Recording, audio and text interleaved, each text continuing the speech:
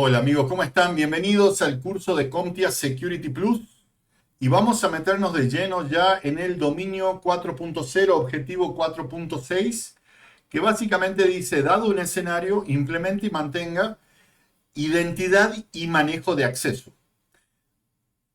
Entonces lo que vamos a ver es IAM. Y hay distintas tecnologías de IAM que son súper importantes. Y yo creo que voy a tener que hacer algún tipo de deep dive en cuanto a las distintas tecnologías que existen. ¿Sí? Tenemos la parte de provisión y desaprovisionamiento, permisos, prueba de identidad, federación. Y acá es donde se pone un poquito complicado. El single sign-on, tenemos por ejemplo Directory Access, LDAP, OAuth, SAML, OpenID Connect también, y la interoperabilidad entre ellos. Todo lo demás es algo que ya probablemente ustedes conocen, pero que también vamos a ver como Multifactor Authentication, conceptos de contraseña, cuánto tiempo podemos usarla, cuál es la complejidad que deberíamos tener. Y vamos a cerrar con PAM, Privilege Access Management, que son herramientas para dar permiso just in time, en el tiempo correcto. Bien, ¿qué es IAM? IAM es uno de los pilares de la ciberseguridad. Cuando yo trabajaba para Amazon como arquitecto de ciberseguridad, teníamos un grupo de especialistas. Y yo era un generalista y mi fuerte está más en la parte de seguridad de red. Sin embargo, tenía compañeros que eran expertos en IAM. Y la verdad que cómo explicaban ellos los conceptos es súper interesante y voy a robar un poco de esa explicación para explicárselas a ustedes. Pero IAM literalmente habla de Identity and Access Management, manejo de identidad y acceso. Ahí hablamos de autorización y autenticación. Autenticación es probar que uno es quien dice ser y autorización es qué permisos tiene esa persona que ya está autenticada. IAM implica la gestión de identidades de usuarios y sus permisos de acceso.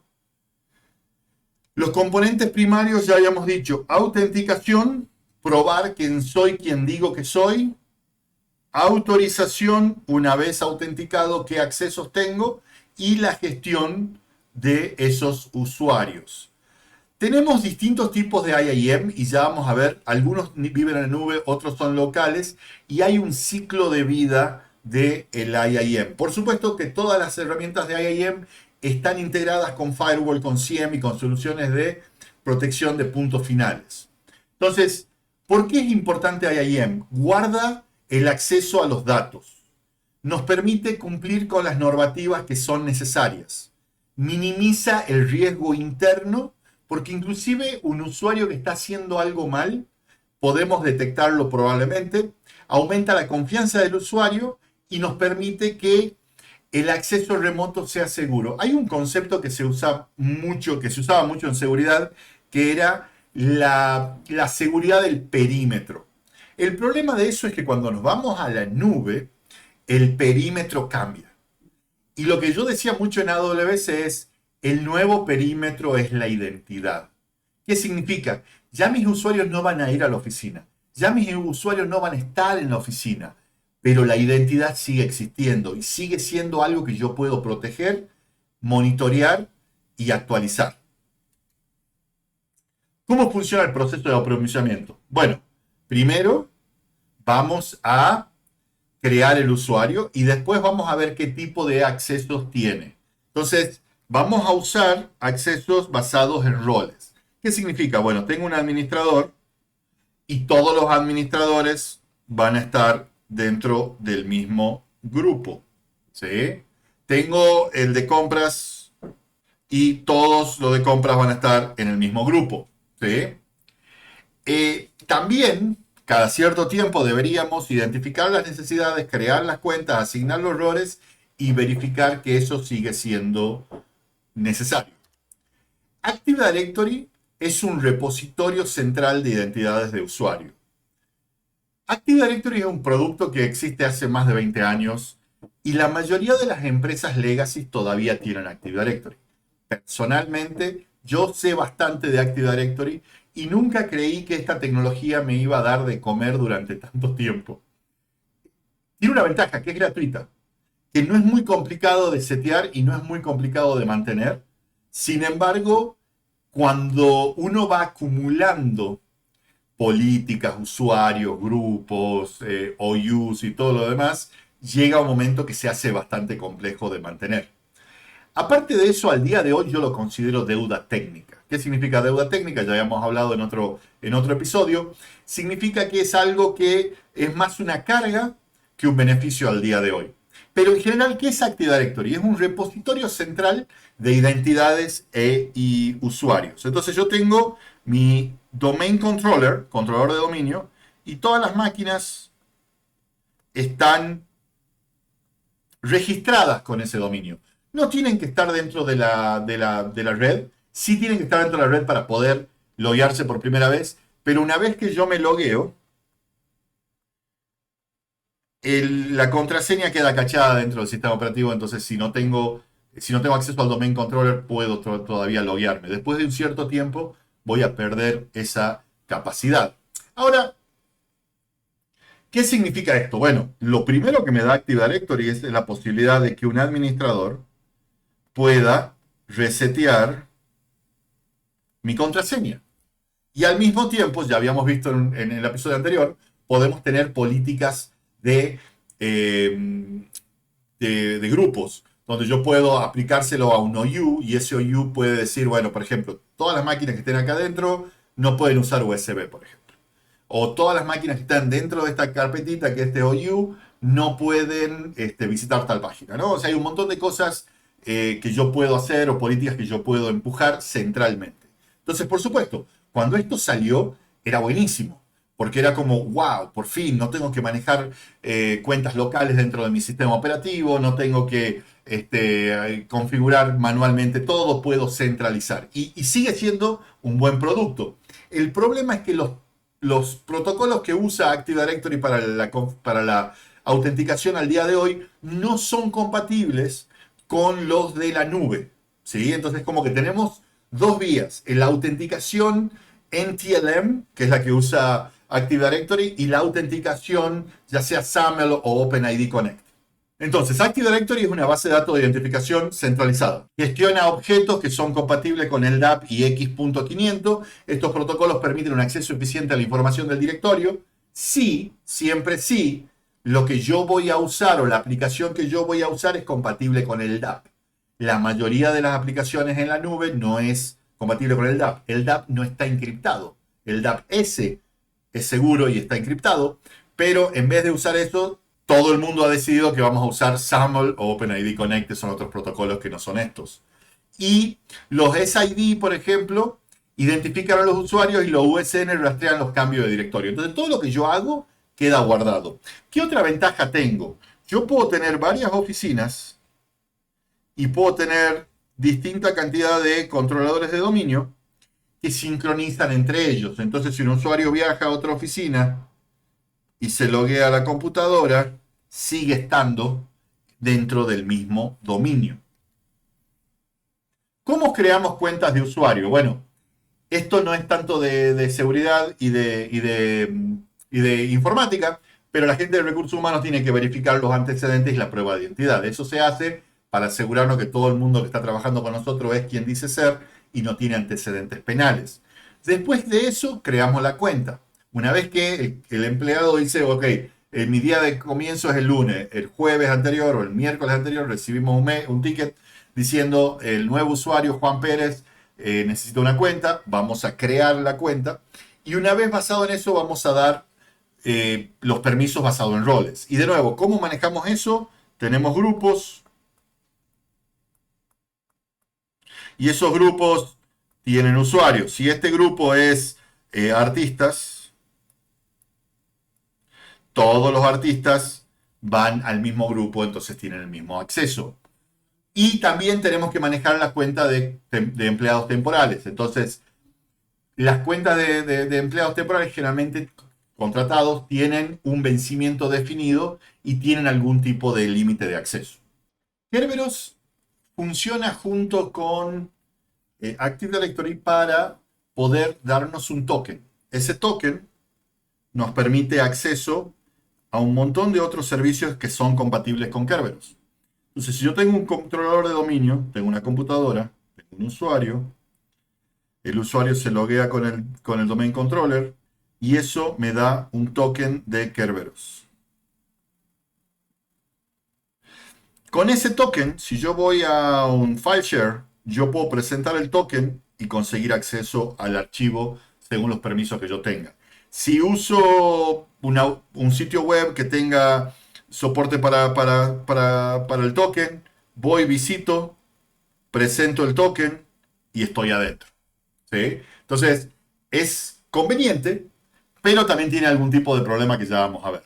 Hay un ataque que ya vimos anteriormente, pero lo quiero rever con ustedes, que es el ataque pass de hash. Básicamente, nuestro controlador de dominio guarda nuestras contraseñas acá, pero él no las guarda en texto plano. Lo que hace es aplicar un algoritmo de hashing y generar un hash. El hash siempre es igual a la contraseña. O sea, si yo pongo 1, 2, 3, 4, 5, eso genera un hash. Si alguien usa 1, 2, 3, 4, 5 y lo pasa por el mismo algoritmo, va a recibir siempre el mismo resultado. Entonces, ese hash, que no es visible, pero que existe, porque no está encriptado, pero sí generó un cambio en el orden de los factores para esconderlo hasta cierto punto, puede ser pasado.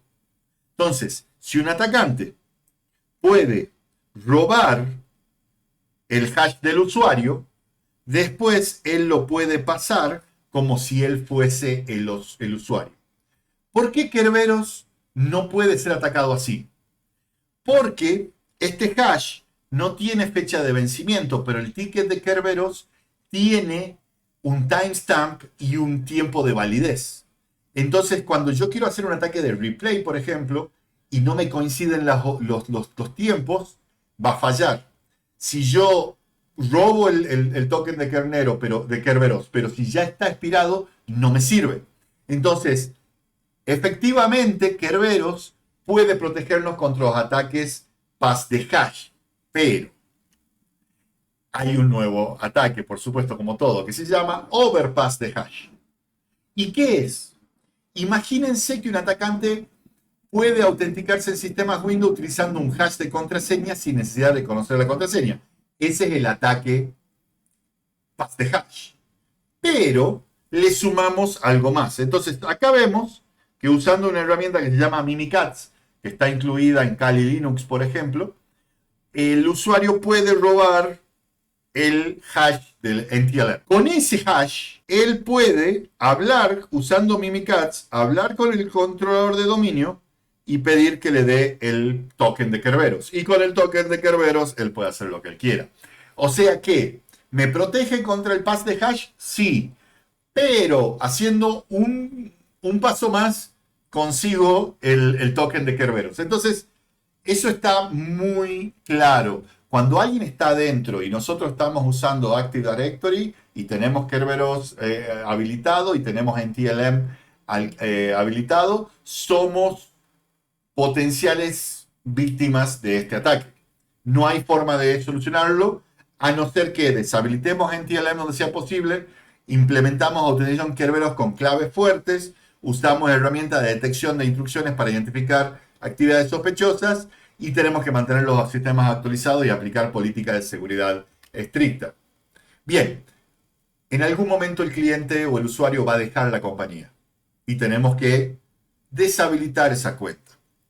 Si yo tuviese en muchas máquinas cuentas locales con el usuario y contraseña del usuario, sería un problema. Pero, como estoy usando Active Directory, por ejemplo, yo al borrar el usuario de Active Directory, él pierde acceso a todo. No se puede loguear a la computadora, no puede acceder a los archivos. Y si estoy usando algún tipo de federación, por ejemplo, con AWS, con Azure, con Entra ID, con Okta, también desaparece de ahí. Entonces, la ventaja de tener algo centralizado y que todo hable con todo, es que cuando yo hago un cambio en el lugar central, eso se replica a todos los gestores de identidad. En este caso, y ya vamos a ver un poco más adelante, Federación, en un par de slides, pero más o menos la idea es si yo cambio o deshabilito la cuenta en un lugar central, eso se replica automáticamente en todos los lugares. Proteger los datos deshabilitando o bloqueando el acceso. Entonces, deshabilito las cuentas y evita el acceso autorizado a los datos. Restringo el acceso, el control de acceso restringe la información crítica a los usuarios. Puedo también tener acceso solo por tiempo, eso ya lo vamos a ver.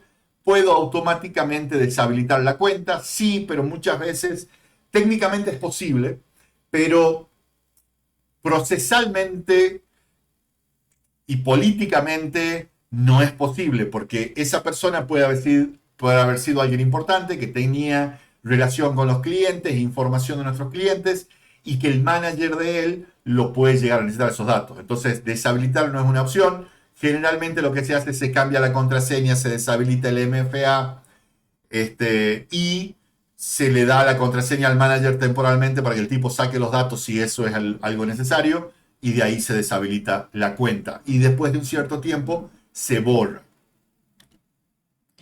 Asignación de permisos e implicaciones. O sea, habíamos dado de alta, habíamos dado de baja, pero en el medio está la parte del permiso. Y los permisos puede ser dado a través de los roles. Eso se llama RBAC, Role Based Access Control. Control de acceso basados en roles. Entonces, si yo tengo los roles claramente definidos, yo puedo tomar esas decisiones. Por supuesto, vamos a dar siempre los accesos de menor privilegio. Siempre vamos a revisar las asignaciones de los roles. Y esto es un tema que es problemático. Imagínense esta persona, llamémoslo Luis. El tipo empieza a trabajar y es artista. Después el tipo pasa a ser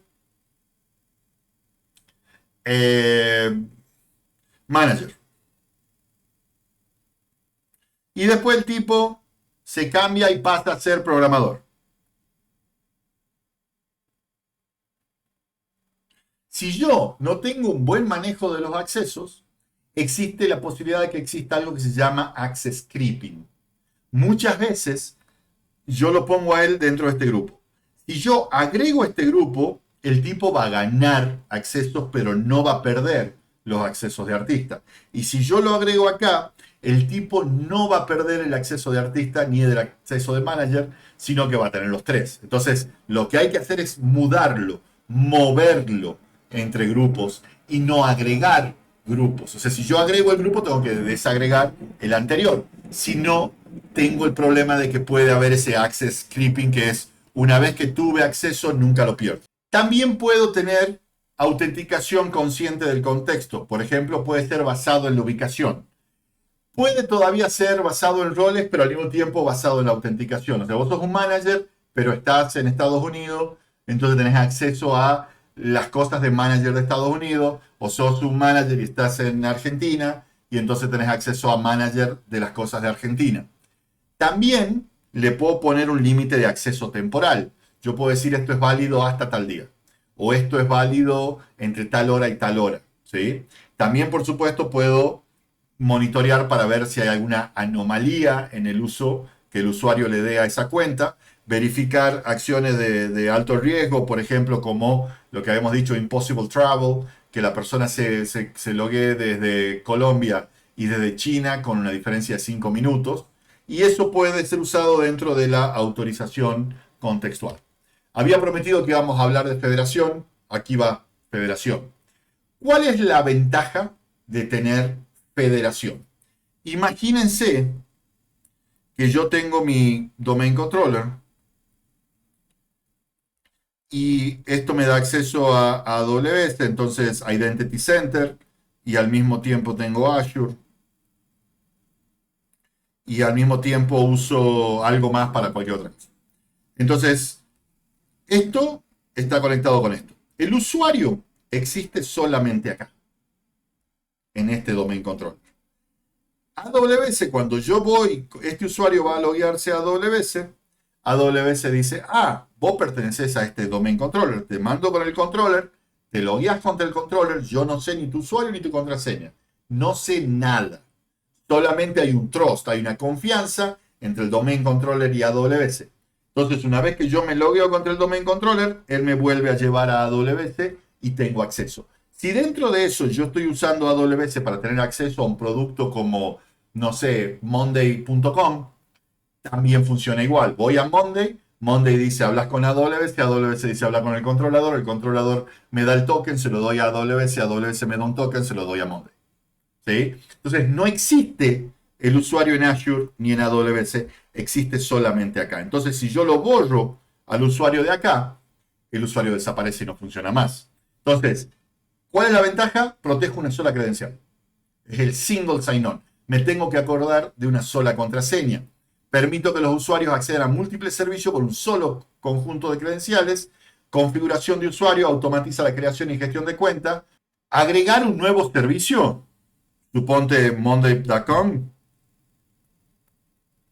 es simplemente decirle usa Azure o usa AWS como single sign-on o como SAML o como OpenID Connect y ya estás. ¿Sí? Entonces tengo que enfocarme en proteger una sola cuenta. Pregunta, ¿quién maneja el Multifactor Authentication acá? ¿Lo manejo a nivel de Azure? ¿Lo manejo a nivel de AWS? No. Lo manejo a nivel de mi principal. El IDP, el Identity Provider principal, es el que se encarga del MFA, no los que son federados. La federación solamente permite acceso a través de tokens, pero el que hace y controla el MFA, cambia la contraseña y todo lo demás, es el proveedor principal. Entonces, nos permite simplificar la autorización, controlar el acceso, el inicio de sesión único mejora la experiencia del usuario, nos permite agregar más servicios sin ningún tipo de carga y nos permite ser multiorganización. Por ejemplo, esto es federación con SAML. Ustedes se ven, acá tengo una base de datos compatible con el DAP y acá tengo la aplicación y el cliente. El cliente habla con el proveedor externo y él dice, ok, te mando con él, existís, no existís, pido contraseña, recibo la contraseña y vuelvo acá y el proveedor manda un SAML assertion que es como un token si se quiere hasta cierto punto. Eso genera que yo lo llamo a AWS y le digo, quiero asumir un rol con login de SAML. Todo esto es la parte de SAML, entonces ya le doy el token.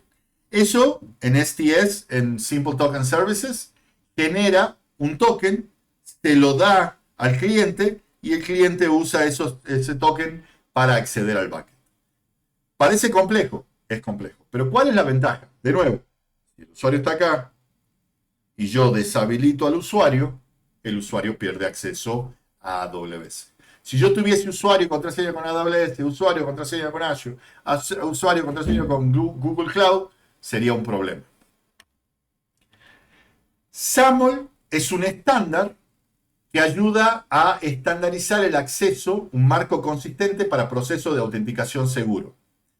Habilita el intercambio seguro de tokens, habilita la verificación de identidad entre partes, habilita la función de inicio de sesión único como single sign-on e impulsa la interoperabilidad de los sistemas. Entonces, en general, single sign-on nos permite preocuparnos menos por las contraseñas, las transiciones entre aplicaciones mejoran la productividad, la autenticación centralizada protege las credenciales, hay mucho menos responsabilidades de IT y es mucho más fácil de cumplir con las gobernancias. En general, Kerberos, OAuth y SAML nos permiten usar tokens o algún tipo de dispositivo que nos permita acceder. Entonces, Kerberos utiliza tickets cifrados. OAuth permite el acceso seguro a las aplicaciones usando tokens de acceso. SAML permite compartir identidades sin problema usando un lenguaje de marcado y básicamente esto nos da unos protocolos para las necesidades de autenticación única. Por ejemplo acá, el usuario se conecta al servidor de la nube, el servidor de la nube habla con el proveedor de identidad, el proveedor de identidad verifica todo, le dice al service provider que está todo bien y le da el token y con eso da el acceso. El 60% de las personas está de acuerdo que no puede acordarse más de una contraseña, entonces me permite con una sola contraseña reduzco los riesgos de seguridad, puedo subir y bajar los usuarios sin ningún tipo de problema y por lo general me va a ahorrar dinero porque tengo menos gentes usándola. Habíamos visto OAuth, habíamos visto SAML y ahora vamos a ver OpenID Connect. OpenID Connect es por ahí lo más nuevo que existe y no sé si ustedes vieron esto, pero por ejemplo, si ustedes van a su televisor y van a Netflix o van a Disney Plus, les dice, poné tu usuario de contraseña o escanea este QR para loguearte con tu dispositivo. Entonces, ¿cómo funciona básicamente eso? Si yo tengo la TV acá y me da un QR, yo con mi teléfono, que ya estoy logueado, escaneo el QR y me pide el usuario y contraseña. Si ya estoy logueado, básicamente lo que sucede es que verifico esto y por un back channel mando el token y automáticamente la televisión me deja entrar. ¿Sí? Y eso se hace con toques de acceso y toques de sesión y toques de refresh, que la verdad que va más allá de lo que se necesita para este curso, pero probablemente haga un deep dive donde explique paso por paso cómo funciona eso. OpenID Connect, por ejemplo, funciona así. Cargo la aplicación. ¿Sí? La aplicación pide el token ID y el access token al proveedor de internet. El proveedor llama al usuario y le dice autenticate. Si ya está autenticado, capaz que agarra el token y se lo pasa. Pero si no está logueado, mínimamente va a pedir el usuario y contraseña. El usuario y contraseña va al Identity Provider. Fíjense que la aplicación lo único que hace es mandar el request al Identity Provider y ahí ya el Identity Provider le manda el código de autorización. La aplicación cambia el código por un token de ID y un token de acceso y de ahí intercambian eso y ya la aplicación está logueada. Y si yo necesito usar ese token para escribir en una base de datos o acceder a AWS o acceder a cualquier otra cosa, funciona sin ningún tipo de problema. ¿Qué hay dentro del Access Token y el Request ID? Básicamente, yo lo que estoy diciendo es quién soy, qué aplicación es, cuál es el password compartido entre la aplicación y el Identity Provider, pero al mismo tiempo le estoy dando un Access Token que dice a qué tengo acceso. Y aparte de eso hay un Refresh Token. Si ustedes lo pueden ver muy clarito en su navegador, si ustedes se loguean a una página como Gmail, se loguean a Gmail, evidentemente el token quedó dentro del browser. Ustedes vuelven un par de días después y sigue funcionando. En algún momento, porque es parte del Refresh Token, como ustedes siguen siendo lo mismo y como el sistema operativo no cambió y como el browser no cambió, todavía tienen acceso. Si algo ha cambiado, le pide el usuario y contraseña. ¿Sí? Entonces, eso es crítico. Vamos a hacer un deep dive más adelante para que ustedes puedan ver. ¿Cómo está escrito ese token? Bueno, ese token es un JWT, que es un JSON Web Token. Sí, JWT. La W se pronuncia como una O aquí. JSON Web Token. Entonces, ¿qué significa? El usuario se loguea, se valida el usuario y contraseña, se genera el usuario más una llave privada, genera el JSON Web Token. Ese token va no al usuario en general, sino al cliente, o sea, al browser o a la aplicación o lo que sea, y eso se guarda en un almacenamiento seguro. Y cada vez que yo necesito entrar a la televisión, o entrar a Gmail, o entrar a AWS, o entrar a Azure, se usa mi JSON Web Token, ¿sí? Y puedo hacer las operaciones a las cuales tengo acceso.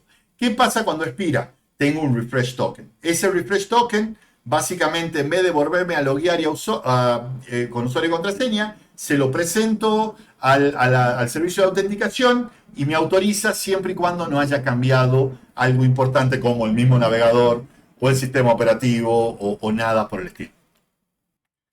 Habíamos hecho la pregunta de quién maneja el Multi-Factor Authentication.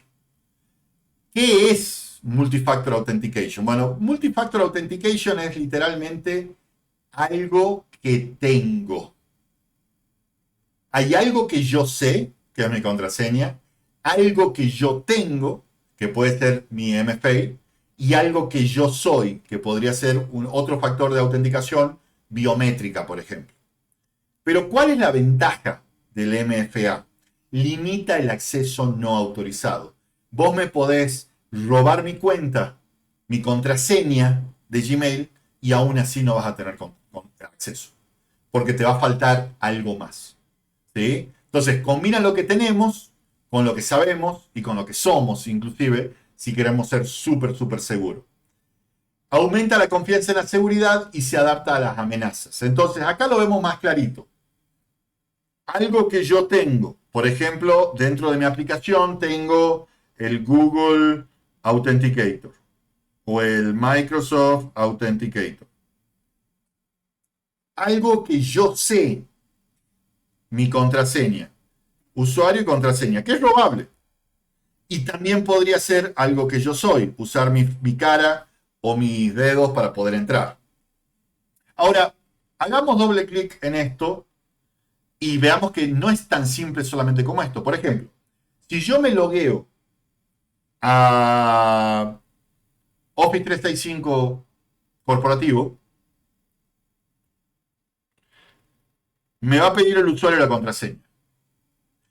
Muchas veces no me va a pedir el código. Lo que va a hacer es mandar un push a mi Authenticator y preguntar si yo estoy aceptando o no. ¿Y qué es lo que va a pasar? Me va a dar un código, me va a dar un número. Y yo tengo que ingresar el número acá y una vez que eso sucede, ya estoy adentro. O le podría agregar, poner tu dedo para ver así. Entonces, es muy importante. Si ustedes no tienen Multi-Factor Authentication, habiliten. Pregunta, ¿es Multi-Factor Authentication con SMS seguro? Realmente no, pero es mejor que nada. Si no tenés nada, mínimamente SMS. Pero si ustedes instalan Google Authenticator o Microsoft Authenticator, lo pueden usar básicamente para cualquier servicio. Pueden usarlo para Google, pueden usarlo para Microsoft, pueden usarlo para OneDrive, pueden usarlo para Telegram, pueden usarlo para un montón de otras cuestiones. Entonces, siempre, por favor, MFA. Los MFA basados en software son mucho más baratos y mucho más fáciles que usar que los físicos. Existen los tokens físicos tipo RSA que cambian cada un minuto, pero son mucho más problemáticos. Pero tienen una ventaja, no dependen del teléfono. Entonces, imagínense, para eso tiene un sentido. Imagínense que yo tengo uno que llamamos Break Glass Account. Básicamente, ¿viste cuando te dicen en caso de emergencia rompa el vidrio? Bueno, es lo mismo. En caso de emergencia, rompemos el vidrio. Imagínate que nos hackean y perdemos todo. Tenemos una cuenta que es super administrador. Pero yo no puedo tener una cuenta de super administrador sin MFA. Entonces, dentro de una caja fuerte, yo tengo el RSA que cambia cada minuto. Entonces, cualquier persona con acceso a la caja fuerte que sepa que eso está en la caja fuerte, le da permiso. Necesitas saber la contraseña, necesitas saber la contraseña de la caja de seguridad y necesitas saber cuál es cuál, ¿no? Pero, por ejemplo, tiene una opción si somos más de una persona la que necesita. Ahora, si tengo un teléfono, es más peligroso, o sea, es más complicado. porque en realidad o todos tenemos que tener instalado la misma aplicación dentro del MFA, que es una posibilidad, pero no es tan seguro, o básicamente tengo que dejar un teléfono dentro de la caja fuerte y ahí ya tengo el problema de cargarlo y todo lo demás. Entonces, por ahí esos tokens MFA que se le dicen son necesarios en algún momento. Pero por lo general vivimos con los mecanismos de autenticación basados en software. Son de fácil acceso, son baratos, nos permite integrar con un montón de sistemas, nos da soporte de MFA y tiene actualizaciones y parches. También podemos tener One-Time Password, biométrico y KBA. ¿Sí? Entonces, el KBA está basado en conocimiento. Básicamente es una contraseña. Entonces, contraseña o digamos PIN también podría ser, ¿no? Después tengo los códigos temporales de seguridad. Entonces, esto me lo pueden robar. Esto es un poco más difícil. Y encima puedo agregarle la biométrica. Y ahí ya es literalmente imposible. Otra cosa que sirve casi como, que no es MFA, pero que es muy interesante, que tienen que saberlo porque está en el examen, son las claves de SSH. Pónganse en esta cuestión. Ustedes están en la nube. Ustedes lanzan una máquina virtual, ¿sí?, de Linux. ¿Cómo se loguean por primera vez? Ah, qué problema. Con usuario y contraseña. Sí, pero si el usuario y la contraseña siempre es el mismo, va a haber un hacker acá esperando que la máquina se conecta primero, cambia el usuario y contraseña, me robó la máquina. ¿Qué es lo que hace AWS, por ejemplo, con esto? Cuando vos creas el VM, genera una llave. Una llave que termina en .pem. Vos la descargás y cuando te vas a conectar con SSH, le estás diciendo, en vez de usar usuario, voy a usar una llave. Este es el nombre de mi llave y este es el usuario. Entonces, ¿qué sucede? Dentro del Linux tiene una llave privada, el sistema operativo, tiene una llave privada y yo descargué mi llave pública. ¿Sí? Entonces, cuando yo le paso la llave pública, él usa la llave pública para desencriptar la llave privada y si eso funciona, me da permiso a Linux. Parece complicado, pero es una solución elegante y fácil de usar. Álvaro, ¿qué pasa si pierdo la llave? Problema. O sea, perderla no pasa nada. Te vas y creas una llave nueva, lanzas una nueva máquina y funciona. Pero si alguien te roba la llave, también podés apagar la máquina, crear una nueva máquina, crear una nueva llave y se acabó. Habríamos hablado de los factores de authentication, contraseña y PIN, verificación biométrica, token y tarjeta segura, one-time password, datos de comportamiento y autorización geográfica. Todo esto se une para que esto sea lo más seguro posible. ¿Me pueden robar la contraseña y PIN? Sí. ¿Me pueden robar los biométricos? No. ¿Me pueden robar los tokens y tarjetas seguros? Sí. ¿Me pueden robar el OTP? Ponele que sí. ¿Me pueden robar los datos de comportamiento? No. ¿Me pueden hacer parecer como que estoy en otro lugar? Ponele que sí. Pero ¿qué pasa? Necesito 2 de 3. Es muy difícil que alguien me robe el token y sepa cuál es mi usuario y cuál es mi contraseña. No es imposible. Es un juego de posibilidades. Y cuanto más factores usemos, menos posibilidades que eso pueda ser robado.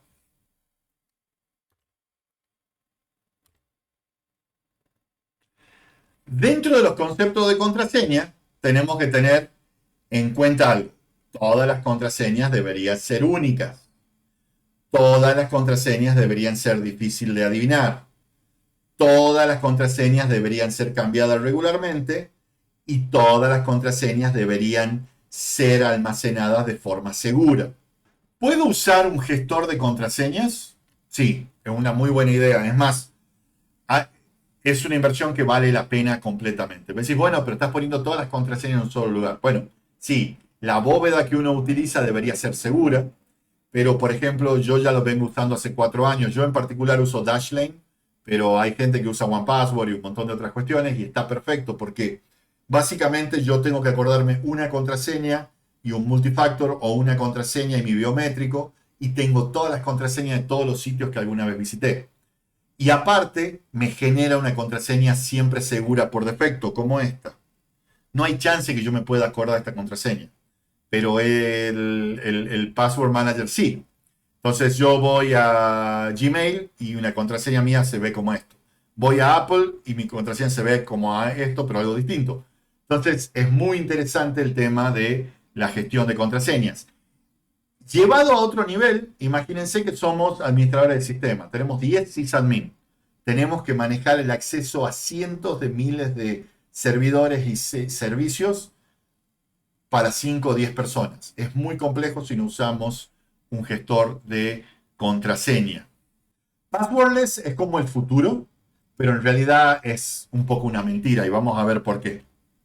Básicamente me permite loguearme sin una contraseña con mi biométrico. Perfecto. Pero en realidad puedo recibir un SMS con una contraseña de un solo uso. El problema con eso es que SMS no es un protocolo seguro. Y te pueden robar el número de teléfono. Y si sos un target importante, es muy probable que te quieran clonar la SIM para poder recibir tus SMS. Entonces no es tan seguro. Pero passwordless con Authenticator está bueno. Imagínense que yo tengo mi teléfono.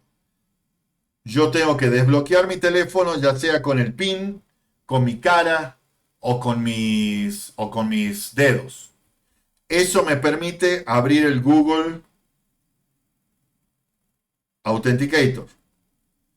Yo me logueo en el sitio web, voy, pongo mi usuario y automáticamente cuando detecta el usuario me manda un push a Google Authenticator, eso me da un código y yo ese código lo pongo como contraseña y se acabó. Entonces es muy interesante. Y la última es la parte de Just in Time y de PAM, Privilege Access Management. ¿Cuál es la solución que viene a buscar esto? Bueno, yo supónganse que tengo que hacer un mantenimiento de unos servidores que son críticos y tengo un administrador.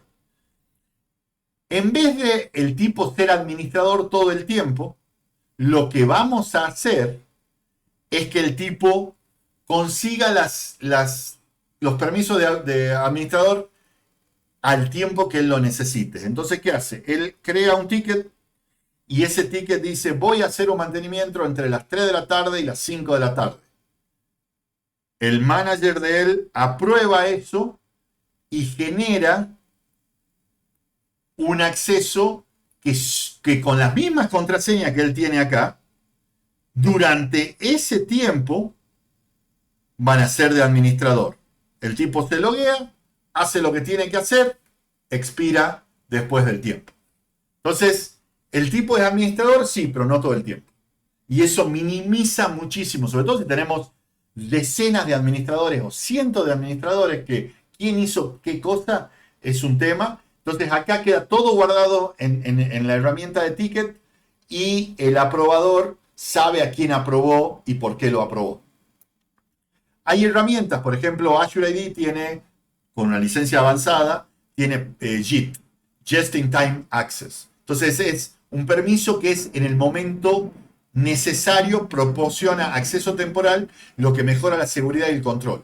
Y por supuesto, las contraseñas, el tipo, según el sistema, te puede permitir copiar la contraseña o insertarla dentro del sistema sin poder leer la contraseña. Bueno, espero que les haya gustado. También es un episodio bastante complicado. 4.6, gestión de identidades y acceso. Tenemos que entender qué es IAM, qué es Active Directory, cuáles son los modelos de acceso de control, MAC, RBAC, ABAC, DAC, Kerberos, multifactor, biométrica, federación, interoperabilidad y el principio de mínimos privilegios. Espero que les haya gustado, se suscriben y me dejan algún comentario si quieren. Gracias.